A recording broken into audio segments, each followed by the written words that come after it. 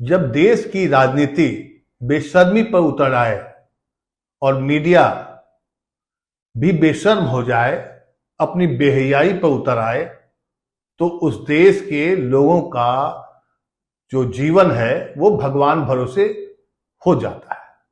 ऐसा मैं इसलिए कह रहा हूं कि देश में संसद में जब प्रधानमंत्री 4 बजे राष्ट्रपति के अभिभाषण पर बोलने आए, उसके पहले ही उत्तर प्रदेश के हाथरस में एक बड़ा हादसा हो गया।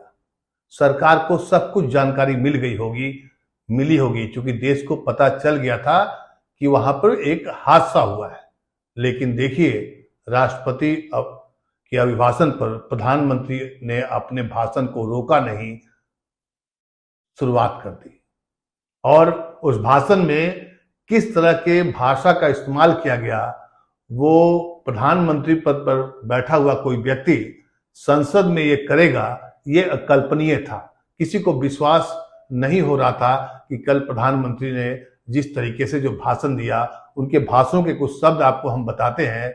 जैसे माँ की गाली का एक शब्द कहीं पर यूज किया उन्होंने, आदमखोर, एनिमल, मुंह पर लहू लग जाता है, कांग्रेस के मुंह खून लग गया है, श्राप, तबाह, संविधान सर पर रखकर नाच रहे हैं, ड्रामा, तमाचा, गालियां, चोर चोरी, अरे मौसी, परजीवी, आंखें मारते हैं, तुमसे न हो पाएगा, वगैरह वगैरह।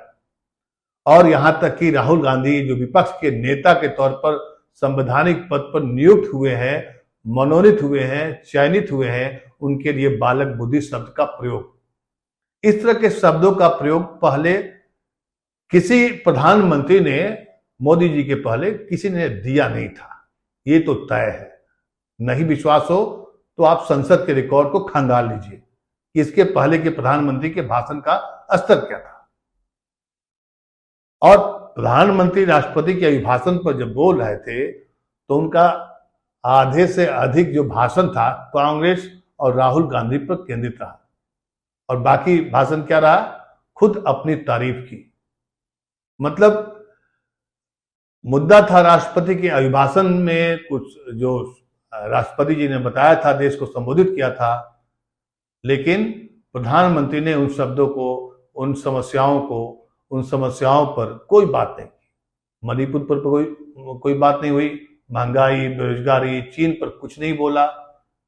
पेपर लीक पर जो उन्होंने आश्वासन दिया, वो विश्वास इस देश को नहीं हो पा रहा है, क्योंकि 24 लाख छात्र और करीब उससे उसके परिवारजन आज भी परेशान हैं, हताश हैं कि केंद्र का कैसा कानून है जो पेपर लीक नहीं कर पा रहा है। और उधर विडंबना देखिए, राजनीति की विडंबना देखिए कि नेता प्रतिपक्ष जब राहुल गांधी ने जो भाषण दिया था राष्ट्रपति के भाषण पर, हालांकि उनके भी भाषणों में कई बार एग्रेशन देखा गया जो नहीं होना चाहिए था, लेकिन 13 हिस्सों को एक्सपंज कर दिया गया।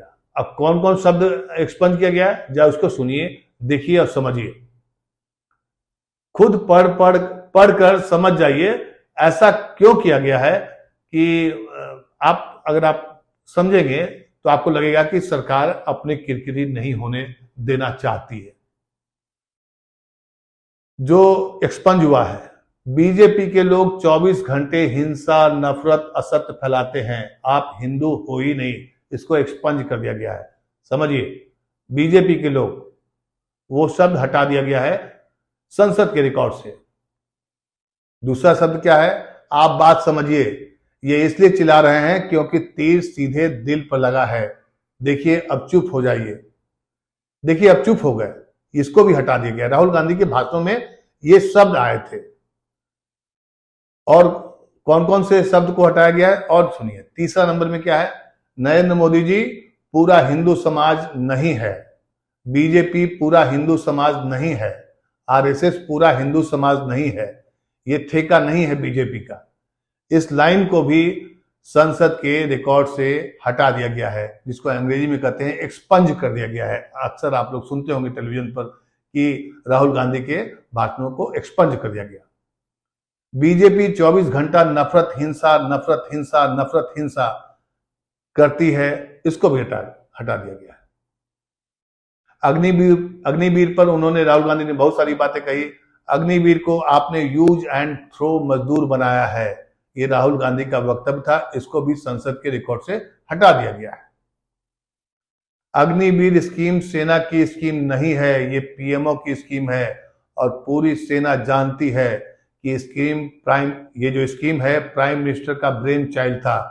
स्कीम सेना का ब्रेन चाइल्ड नहीं था। इस वक्तव्य को राहुल गांधी के भाषणों से एक्सपंज कर दिया गया है, सदन के रिकॉर्ड से हटा दिया गया है। देश को जानना चाहिए कि किन किन शब्दों को, सरकार को किन किन बातों पर ऐतराज था, क्या वो सही था या गलत था, ये आप जजमेंट करिए। कोटा में पूरे के पूरे एग्जाम को आपने सेंट्रलाइज किया, हजारों करोड़ रुपए बन रहे हैं, ये आरोप था सरकार पर, इसको भी हटा दिया गया है। मणिपुर पर जब बोल रहे थे तो एक शब्द था, आपको शर्म आनी चाहिए। ये मणिपुर पर जब बोल रहे थे राहुल गांधी, आपको शर्म आनी चाहिए, तो शर्म आनी चाहिए, नहीं आनी चाहिए, सरकार ने इस लाइन को हटा दिया है। और क्या हटाया है? आपने हिंसा, नफरत फैलाई, माइनॉरिटीज के खिलाफ, मुसलमानों के खिलाफ, सिखों के खिलाफ, क्रिश्चियंस के खिलाफ। ये लाइन, पूरी की पूरी लाइन जो राहुल गांधी ने जो वक्तव्य दिया अभिभाषण के दौरान, इसको भी सदन के रिकॉर्ड से एक्सपंज कर दिया गया है। मतलब अब रिकॉर्ड में ये शब्द आपको नहीं मिलेगा अगर कोई शोध करता है, रिसर्च करता है। अयोध्या के इनॉग्रेशन में अयोध्या की जनता को बहुत दुख हुआ, क्योंकि इनॉग्रेशन में अडानी जी थे, अंबानी जी थे, दोनों के नाम गायब। इसको भी हटा दिया गया है। राष्ट्रपति के अभिभाषण पर सदन के जो प्रतिपक्ष के नेता ने जो भाषण दिया, उसके मैं आपको बता रहा हूं कि किन किन लाइन को हटा दिया गया है। अडानी जी वाला ऑर्डर आता है, बंबई एयरपोर्ट, अडानी जी का ऊपर से ऑर्डर आता है, खटाखट खटाखट खटाखट ऑर्डर आते हैं, अडानी नाम को हटा दिया गया है। यह हमारे देश की राजनीति का एक परिचय मैं आपको बता रहा हूं कि कैसे सदन की कार्रवाई होती है और कैसे सरकारें अपने मन मुताबिक नियम कानून कैसे बनता है, किसको हटाया जाता है। एक और हटाया गया है, नोटबंदी, जीएसटी और अर्थव्यवस्था पर बोलते हुए जब राहुल गांधी ने बोला था, पहले मैं सोचता था ये पता नहीं कैसे हुआ, अब मैं समझता हूं कि अडानी जी, अंबानी जी जैसे लोगों के लिए किया गया है। दोनों के नाम को एक्सपंज कर दिया गया है सदन के रिकॉर्ड से, मतलब इसको हटा दिया गया है। एक और लास्ट जो है 13 लाइन को हटाया गया है। मोदी जी बैठे हैं, मुस्कुराहट नहीं, सीरियस, नमस्ते भी नहीं करते, कहीं मोदी जी ना देख लें, प्रॉब्लम हो जाएगी। वही कहानी गडकरी जी की भी है। एक तरह से पॉलिटिकल डिस्कोर्स में जब पॉलिटिकल संवाद होता है तो एक दूसरे पर आरोप लगाते हैं। जैसे प्रधानमंत्री ने भी जो बातें कही, कल सदन में खूब गरजे, इतना गरजे कि पूछिए मत। मैंने आपको शुरू में बताया था कि हाथरस की घटना 1 बजे 1:30 बजे से शुरू होकर के 2:30 बजे तक वो घटना घट चुकी थी। लोग वहां पर, लोगों की जाने जा रही थी और सोशल मीडिया का दौर है, मिनट में, सेकंड मात्र भर में खबरें दुनिया के किसी कोने में पहुंच जाती है। लेकिन विडंबना देखिए कि अपने देश में सदन में प्रधानमंत्री भाषण देने वाले हैं तो मीडिया ने न इस खबर को हाईलाइट किया, न स्क्रीन पर दिखाया।